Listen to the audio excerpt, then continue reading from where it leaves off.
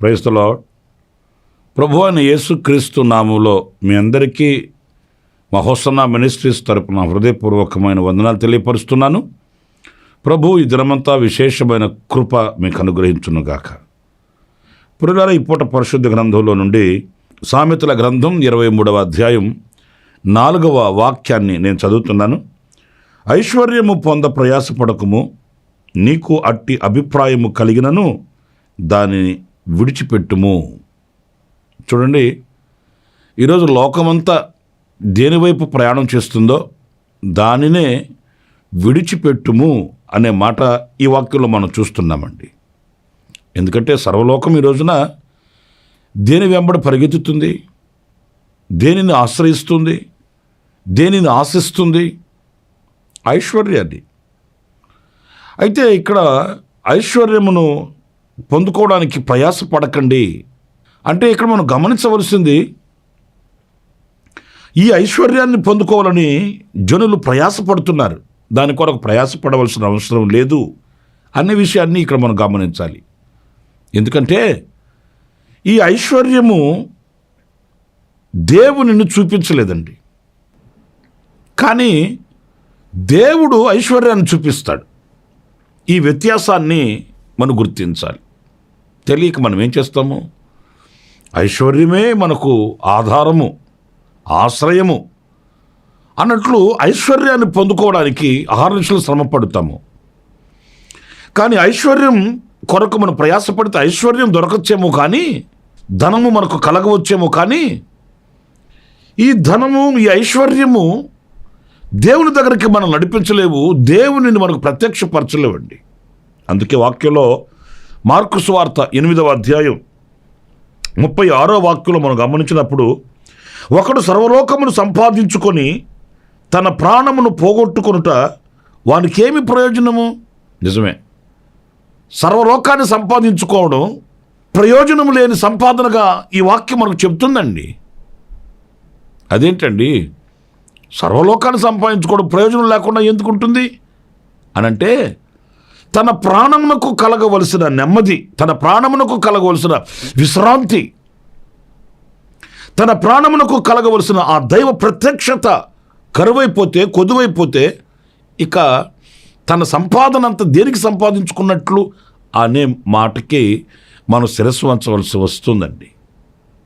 ప్రియమైన దేవుని బిడ్డలారా, మరి ధనాన్ని మనం ఆశ్రయిస్తే, ఐశ్వర్యాన్ని మనం ఆశ్రయిస్తే ఎలాంటి అనుభవాల్లోకి వెళ్ళవలసి వస్తుందో అనేది నేను చెప్పాల్సిన అవసరం లేదు. పరిశుద్ధ గ్రంథంలో పలు వాక్యాలు మనల్ని హెచ్చరిస్తాయి. తనకున్న స్థితిని విడిచిపెట్టి, తనకున్న ఆ స్థానాన్ని విడిచిపెట్టి, దేవుడు తనకిచ్చిన ఆధిక్యతను విడిచిపెట్టి ధనాన్ని, ఐశ్వర్యాన్ని కోరుకున్న వ్యక్తుల జీవితాలు ఎలా మార్చబడ్డాయి లేఖనాల్లో? ఆకాను చరిత్ర కానివ్వండి, గెహాజీ చరిత్ర కానివ్వండి, అలాగే రాజుల చరిత్రలలో కొందరు చరిత్రలు మనం చదివినప్పుడు వాళ్ళు ఆశ్రయించింది ధనాన్ని, ఐశ్వర్యాన్ని. తద్వారా వాళ్ళు తమకున్న స్థానాన్ని పోగొట్టుకున్నారే కానీ వాటి ద్వారా, ఐశ్వర్యం ద్వారా దేవుని దగ్గరకు వచ్చినట్లుగా కానీ, దేవునికి మహిమకరముగా బ్రతికినట్లుగా కానీ, దేవుని సన్నిధిలో ఆశీర్వాదకరముగా నిలిచిన ఆ యొక్క ఆధారాలు మనకు కనిపించు అండి. ఈ లోక సంపద, ఈ లోకంలో ఉన్నటువంటి ఈ ఐశ్వర్యం ఒక వింత దేవునికి మనకు ఎడబాటును కలుగు చేసేదనండి.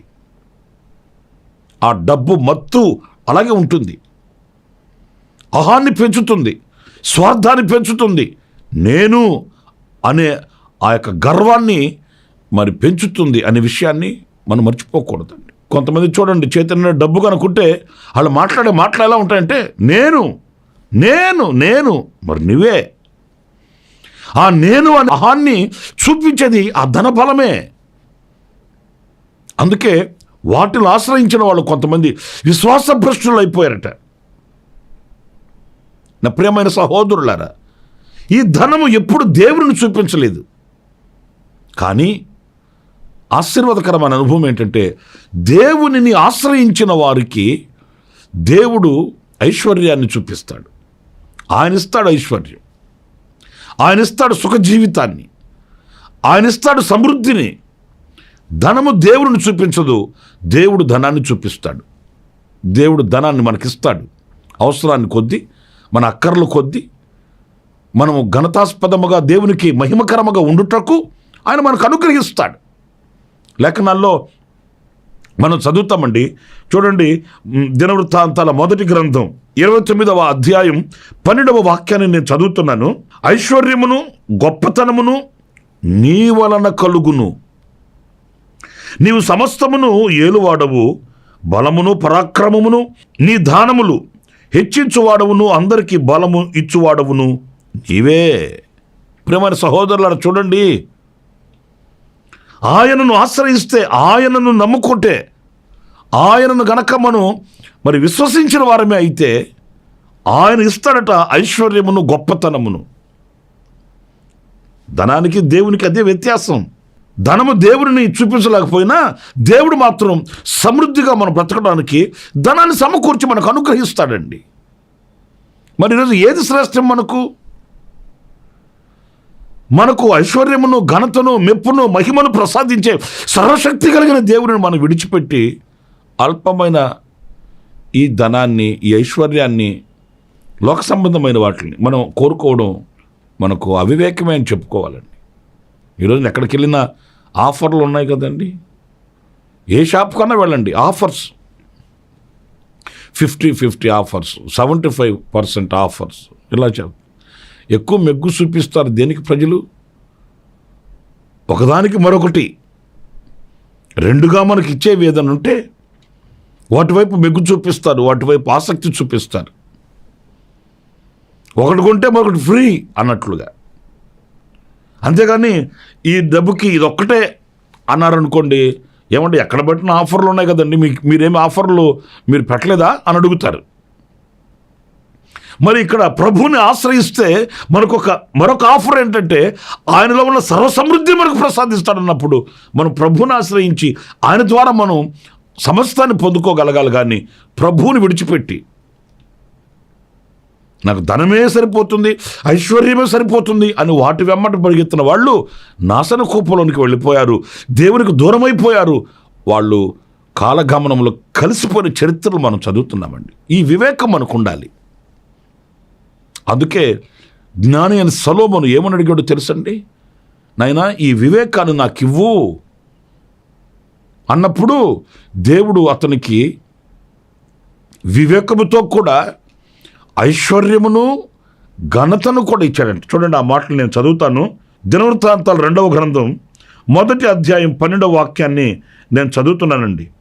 కాబట్టి జ్ఞానమును తెలివియు నీకు ఇయ్యబడును, నీకన్నా ముందుగానున్న రాజులకైనను నీ తర్వాత వచ్చు రాజులకైనను కలుగని ఐశ్వర్యమును సొమ్మును ఘనతను నీకిచ్చదనని చెప్పాను. పిల్లలు చూశారండి, సొలొమోను దేవునిని ఆశ్రయించడం నేర్చుకున్నాడు, ఆయనను అడగడం నేర్చుకున్నాడు. నేను రాజునైపోయాను, నేను చెప్పిందే శాసనం, నేను కరెక్ట్ అంటే కరెక్ట్ అవుతుంది, నేను తప్పు అంటే తప్పు అవుతుంది, కనుక నాకు ఇంత అధికారం అనుగ్రహించబడినప్పుడు ఇంకేం కావాలి అని అహంతో ఊగిపోలేదు. కొంతమందికి చూడండి, కొంచెం ఏదైనా కనుక కలిగితే ఆ కలిగిన దాంట్లో ఎంత అహం కలిగిన వారై ఉంటారో. ఏదైనా దేవుడు అతనికి కొంచెం అనుగ్రహిస్తే దానిని బట్టి ఎంత విర్రవీగిపోతారో. ఇక నాకేంటి, నేను ఏమైనా చేయగలను, నేను ఏమైనా మాట్లాడగలను, నేను ఎంత దూరమైన వెళ్ళగలను, ఇట్లాంటి మాటలు మనం వింటుంటాము. ఇప్పుడు ఆశ్చర్యమే కలుగుతుంది. ఈ కొంచెంలోనే ఇంత విర్రవీగితే దేవుడు నిన్ను నమ్మి నీ యందు సంతోషించి మరొకటి నీకు అనుగ్రహించడానికి ఆయన ఎలా సాహసించగలుగుతాడు? నా ప్రియమైన సహోదరులారా, జ్ఞాని అని సొలొమోను అలా కాదు. తనకి ఎంత ఉన్నా ఏమి ఉన్నా ఒకటే అడిగాడు, అయ్యా నేను అసమర్థుడను, నాకు అంత జ్ఞానం లేదు, ఈ నీ ప్రజలను ఏలే అంత జ్ఞానం నాకు లేదు, వారికి నేను న్యాయం చేయాలి, నా వలన వాళ్ళకి న్యాయం కలగాలి, వాళ్ళు నన్ను నమ్ముకున్నారంటే, నా మీద ఆధారపడ్డారంటే, నా వైపు చూస్తున్నారంటే, నా వలన వాళ్ళకి మేలు కలగాలి ప్రభువా. అంచేత వాళ్ళకి మేలు చేసే ఆ జ్ఞానం, వివేకం నాకు ప్రసాదించమని కోరుకున్నాడు. ఆయనను కోరుకొని, ఆయనను ఆశ్రయించి, ఆయనను నమ్ముకొని ఆయన దగ్గర ప్రాధేయపడ్డాడు కనుక ఆయన ఇచ్చాడండి ఐశ్వర్యము. అక్కడ మంచి మాట, ఐశ్వర్యమును సొమ్మును. చూసారండి, డబ్బు కూడా అంట, ఘనతను. ఏం బ్రదర్ ప్రార్థనా మందిరంలో కనిపించట్లేదు నువ్వు? అలా అంటే, అన్నా ఇల్లు కట్టాను కదా, కొంచెం అప్పులు పడ్డాను, అంచేత ఆదివారం కూడా పనులకి వెళ్ళి రాత్రి బావులు కష్టపడితేనే అప్పు తీరుతుంది. చూసారండి, ఈయన రాత్రి బావులు కష్టపడితే అప్పు తీరుస్తాడట. అంతేగాని రాత్రి బావులు కష్టపడడానికి శక్తినిచ్చిన దేవునికి కనబడాడట. చక్కగా పని చేసుకుని సంపాదించుకోవాల్సినటువంటి ఆ జ్ఞానాన్ని ప్రసాదించి శక్తినిచ్చే ఆ దేవునికి నమ్మకస్తుడై బ్రతకడట. చాలా అవివేకంగా మాట్లాడుతుంటారండి కొంతమంది. నాతో ఒక తమ్ముడు కూడా ఇట్లాగే అన్నాడు, నా రెక్కాడితే డొక్కాడుతుంది కానీ గుళ్ళో కూర్చొని దేవుడ దేవుడ దేవుడు అంటే పరలోకంలోంచి దేవుడిని మూటగట్టి దింపుతాడా అట్లా అన్నాడు. నేను అన్నాను, మరి ఆ 2 రెక్కలు పట్టుకొని దేవుడు ఇంచాడు అనుకో, అప్పుడేం ఆడతాయి? రెక్కాడితే డొక్కాడుతుంది, ఆ 2 రెక్కలు నించితే మరి దేవుడు కనికరం చూపించి, కటాక్షం చూపించి, దయ చూపించి, భద్రతనిచ్చి, కాపుదలనిచ్చి, నీ కష్టార్జితను అనుభవించేటట్లు నువ్వు శ్రమపడే ఆ శక్తిని నీకు ఇచ్చిన తండ్రికి కృతజ్ఞుడివై బ్రతకవలసిన అవసరం లేదా? నీ రెక్కాడితేనే డొక్కాడుతుంది అన్నప్పుడు మరి దేవుడు నీకేం చేయట్లేదా? ఆయన కృపగత నిన్ను ఆశీర్వదించేది, ఆయన కృపగత నిన్ను దీవించేది, ఆయన కృపగత నిన్ను నడిపించేది, ఆయన కృపగత సమృద్ధిలోనికి నిన్ను తోడుకొని వచ్చేది. అవివేకంతో కూడిన మాటలు మనం వింటుంటామండి. నా ప్రియమైన సహోదరులారా, అయితే సొలొమోను అలా కాదు. సొలొమోను అలా కాదు. నాకు నీవు ప్రసాదించిన ఆయన అని ప్రార్థన చేయడం ప్రారంభిస్తే దేవుడిచ్చాడు ఆయనకి ఐశ్వర్యము, సొమ్ము, ఘనత, ఇవన్నీ దేవుడిచ్చాడు. అవి ఆశీర్వాదకరంగా ఉంటాయి. అది కూడా ఎలాగో తెలుసండి, నీకు ముందున్న రాజులే కానీ, నీ తర్వాత వచ్చే రాజులే కానీ ఎవ్వరికి కలగని స్తోత్రం కలుగునుగాక, ఎవ్వరికి కలగని ఐశ్వర్యం. మన ప్రార్థనా మందిరానికి ఒక సహోదరుడు వచ్చేవాడండి. ప్రభువుని నమ్ముకున్నారని వాళ్ళు రక్త సంబంధికులు వెలివేశారండి. ప్రభువుని నమ్ముకున్నాడని, పేకాట ఆడుతున్నాడని కాదు, సినిమాల చుట్టూ తిరుగుతున్నాడని కాదు, కొంపలు కూల్చుతున్నాడని కాదు, ప్రభువుని నమ్ముకున్నాడని, పవిత్రంగా, పరిశుద్ధంగా, నీతిగా, యథార్థంగా బ్రతుకుతున్నాడని. ఎంత కుళ్ళిన సమాజం చూడండి. ఒకడు చెడిపోయి పడిపోయి ఆ కాలువల దగ్గర పడుంటే ఎవడ పట్టించుకోవడాన్ని, ఆ పడ్డవాడికి జ్ఞానోదయం కలిగి, పశ్చాత్తాపం కలిగి, నా కుటుంబానికి నేను యజమానుడిగా ఉండాలి, నా భార్యకి నేను భర్తగా ఉండాలి, నా పిల్లలకి నేను ఒక తండ్రిగా ఉండాలని అతనిలో మార్పు కలిగి పరిశుద్ధత వైపు మెగ్గు చూపి పరిశుద్ధ గ్రంథాన్ని పట్టుకొని నీతిగా నడుస్తున్నాడు అనుకోండి, ఎంతమంది వెర్రి చూపులు చూస్తారో వాడిని. అబ్బో వీడికి భక్తి వచ్చేసింది, మతం పుచ్చుకున్నాడంట, ఆయన ఆ మతానికి మనకేం సంబంధం, ఇట్లా మతం మార్చిందండి మనిషిని. ఆడు కాలువల దగ్గర పడి కక్కుకుంటే పట్టించుకున్నవాడు ఒక్కడలేడు. ఆడు బాగుపడి బైబిల్ పట్టుకొని దేవుని మందిరానికి వస్తుంటే నీ కులం ఏంటి, నీ గోత్రం ఏంటి? అప్పుడు కులం మరి కాలువల దగ్గర పడినప్పుడు కులం గుర్తు రాలేదా? మతం గుర్తు రాలేదా? అవివేకపు క్రియలు, అవివేకపు ఆలోచనలండి. ప్రభువుని నమ్ముకున్నారని వెలివేస్తే పిల్లల కట్టుబట్టలతో బయటకు వచ్చి అతను ఆటో నడపడం ప్రారంభించాడు. అదే ఊరిలో మంచి మంచి వ్యాపారాల్లో కొనసాగిన వాడు వాళ్ళ ఉమ్మడి కుటుంబంలోంచి బయటకు వచ్చి ఆటో నడపడం. నేను అతన్ని అడిగాను, ఇదే ఊరిలో మీరు పెద్ద పెద్ద వ్యాపారాలు చేశారు, నువ్వు కూడా చదువుకున్న వాడివి, కారులో తిరిగిన వ్యక్తివి, మరి ఈరోజున కాకి చొక్క వేసుకొని ఆటో నడపడం నీకు అవమానంగా లేదా అన్నప్పుడు అతను నాతో అన్న మాటని మర్చిపోలేనండి.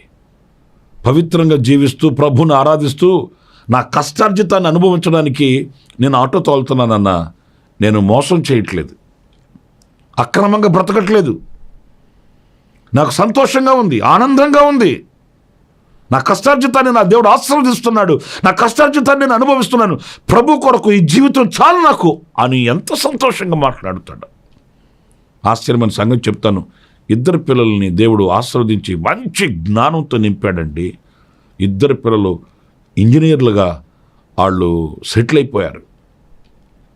చక్కగా ఇంజనీరింగ్ చేసి వాళ్ళు ఇంజనీర్లుగా ఉంటున్నారు కంపెనీల్లో. మీకు దేవుని నామ ఘనత కొరకు ఒక సాక్ష్యం చెప్పనా? ఏ వ్యక్తులైతే వీళ్ళ కుటుంబాన్ని వెలివేశారో వాళ్ళందరికంటే, ఆ కుటుంబాలన్నిటికంటే ఈ పిల్లలు కానీ ఈ కుటుంబం కానీ ఈ రోజున 10 మందికి పెట్టే స్థితికి దేవుడు తీసుకొని వచ్చాడండి. 10 మందికి ఆకలి తీర్చే పరిస్థితికి. ఎవరు వెలివేశారో వాళ్ళే అంటారట, నీ దేవుడు గొప్ప దేవుడు రా, నీ దేవుడు మహోన్నతుడైన దేవుడు, నిన్నైనా నీ గుడారానైనా నీ పిల్లలనైనా ఉన్నత స్థితికి తీసుకుని వచ్చాడు. ఈరోజున మా పిల్లల గురించి మేము ఆలోచిస్తే రాత్రులు నిద్ర పట్టట్లేదు. ఈరోజున మా కుటుంబ పరిస్థితులు మేము ఆలోచించుకుంటే బీపీ రేజ్ అయిపోతుంది, షుగర్ డౌన్ అయిపోతుంది, నెమ్మది ఉండట్లేదు.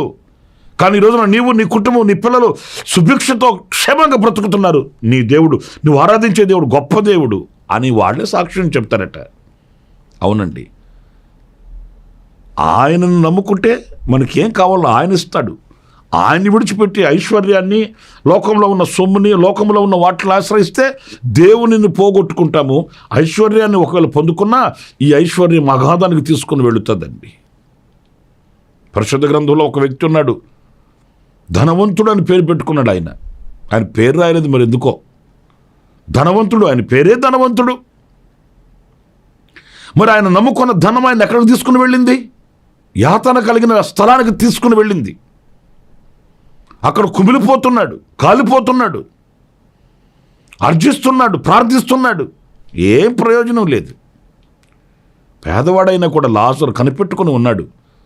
అతని యొక్క విశ్వాసము, అతని యొక్క నమ్మిక, అతని యొక్క భక్తి ఎక్కడికి తీసుకుని వెళ్ళింది? దేవుని రాజ్యంలో అబ్రహాము కుడిపార్శ్వమును కూర్చునే విశ్రాంతిలోనికి తీసుకుని వెళ్ళింది.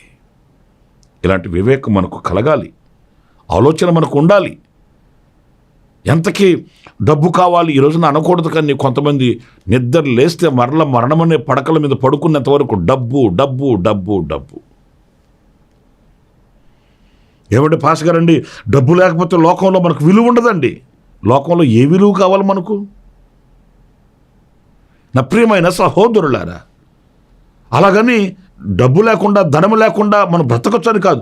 ప్రభువు నమ్ముకుంటే, ఆయనను ఆశ్రయిస్తే ఆయన ఇస్తాడు మనకు, ఆయన అనుగ్రహిస్తాడు. అది క్షేమకరంగా ఉంటుంది, క్షేమకరంగా ఉంటుంది. సామెతల గ్రంథంలో ఓ మాట మనం చదువుతామండి. భక్తుడు ప్రార్థన చేస్తూ అంటాడు, నేను చనిపోక మునిపే నాకు 2 మనవులు నేను కోరుకుంటున్నానయ్యా, నాకు దయచేయమంటూ ఆయన కోరుకున్న ప్రార్థన మనందరికీ తెలుసు. ఐశ్వర్యమునైనను పేదరికమునైనను నాకు దయచేయకము అంటాడు.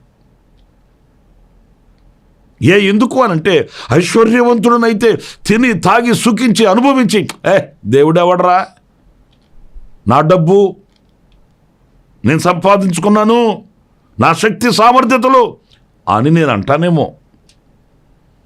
ఒకవేళ పేదవాడనైతే దొంగనై దోచుకొని దరిద్రుడనై ఆయనకు అవమానాన్ని తీసుకుని వస్తానేమో. అంచేత అది అవసరం లేదు, ఇది అవసరం. మరి ఏం కావాలి నీకు? తగినంత ఆహారాన్ని ఇచ్చి. నా ప్రియమైన సహోదరులారా, ఎప్పుడైతే ఆ స్థితిలో మనం ప్రభువుని హత్తుకోగలుగుతామో, అలా అడిగామని చెప్పి ఆయన మనల్ని పేదరికంలోనో దరిద్రతలోనో ఉంచేవాడు కాదు. ఉన్నతంగా ఆయన మనల్ని హెచ్చిస్తాడు, ఆశీర్వదిస్తాడు. అబ్రహాం జీవితంలో దేవుడు కొరకు అతను విడిచిపెట్టి వచ్చాడు. నేను ఒక మాట చెప్తాను, అతడు దేవుని కొరకు విడిచిపెట్టి వచ్చాడు. దేవుడు అతనికి ఏం తక్కువ చేశాడు? విడిచి వచ్చిన దానికంటే 1000 రెట్లు అధికంగానే దేవుడు ఆశీర్వదించాడు. ఆకాశ నక్షత్రాల వల్ల ఆయనను గణపరిచాడు, దీవించాడు, ఆశీర్వదించాడు. ఆయన కొరకు విడిచిన వారిని ఎవరిని ఆయన చేయబడివాడండి. ఆయన కొరకు త్యాగం చేసిన వారిని ఎవరిని మర్చిపోడండి ఆయన. గనుక వాక్యంలో మనం చదువుతున్నాము కదా, ఐశ్వర్యము పొంద ప్రయాసపడకము, నీకు అట్టి అభిప్రాయము కలిగినను దాన్ని విడిచిపెట్టి ఐశ్వర్యమును ప్రయాసపడకు. ప్రభువుని ఎరుగడానికి, ప్రభువుని నమ్మడానికి, ఆయనను ఆశ్రయించడానికి ప్రయాసపడు. అప్పుడు ఇవన్నీ మనకు అనుగ్రహించబడతాయి. అలాంటి కృప దేవుడు మనందరికీ అనుగ్రహించునుగాక. ప్రార్థన చేసుకుందాం. సత్యస్వరూపైన ప్రభువా, మీకు వందనాలు నాయనా. మేము మీ వైపు దృష్టి నిలిపి, మీ వైపు మనసు పెట్టి, మీతో అడుగులు వేస్తూ, మీరు నడిపించే మార్గంలో మీ చేతిని పట్టుకుని నడుస్తూ, మీ నీడలో మేము బ్రతకడానికి సహాయం చేయమని వేడుకొనుచున్నాను. మా మనస్సు, మా ధ్యాస, మా యొక్క కోరికలు ఈ లోక సంబంధమైన ఐశ్వర్యం వైపు వెళ్ళి మిమ్మల్ని మేము పోగొట్టుకోకుండా, మిమ్మల్ని మేము ఆశ్రయించి మీరిచ్చే ఆశీర్వాదకరమైన బ్రతుకుని మేము బ్రతకడానికి మాకు వివేకమును అనుగ్రహించి నడిపించండి. ఆనాడు మీరు సొలొమోనుని ఆ రీతిగానే దీవించారు, ఘనపరిచారు. ఈనాడు మా బ్రతుకులలో కూడా అలాంటి అనుభవాలు మీరు ప్రసాదించి మీ నామ ఘనత కొరకు మమ్మల్ని పత్రికలో వాడుకొనమని మమ్మల్ని ఒక్కొక్కరిని మీ చేతులకు సమర్పిస్తూ, ఈ దినం ఎవరైనా జన్మదిన శుభవేడుకలు జరుపుకున్నట్టు ఉన్నట్లయితే వారిని నిండు ఆయుష్తో, ఆరోగ్యంతో, క్షేమముతో నింపండి. ప్రభువు నీకు స్తోత్రం. అలాగే కన్యలతో ఉన్న కుటుంబాలని ఆదరించండి, ధైర్యపరచండి, కృపాక్షేమాలతో నడిపించండి. మహిమ మీరు తెచ్చుకోండి. యేసు నామమున ప్రార్థన చేసి వేడుకొనుచున్నాను తండ్రి. Amen, amen. ప్రభు మిమ్మల్ని దీవించి ఆశీర్వదించునుగాక. ఈ దినమంతా విశేషమైన కృప నా దేవుడు మీకు ప్రసాదించునుగాక. ఆమెన్. ప్రతి దినము ఈ అనుదిన కృపాను సందేశాల కొరకు, ఇంకా మరిన్ని ఆత్మ సంబంధమైన సందేశాల కొరకు ఈ మా యూట్యూబ్ ఛానల్ ని సబ్స్క్రైబ్ చేసుకోండి. Pastor Ramesh, Kosanna ministries.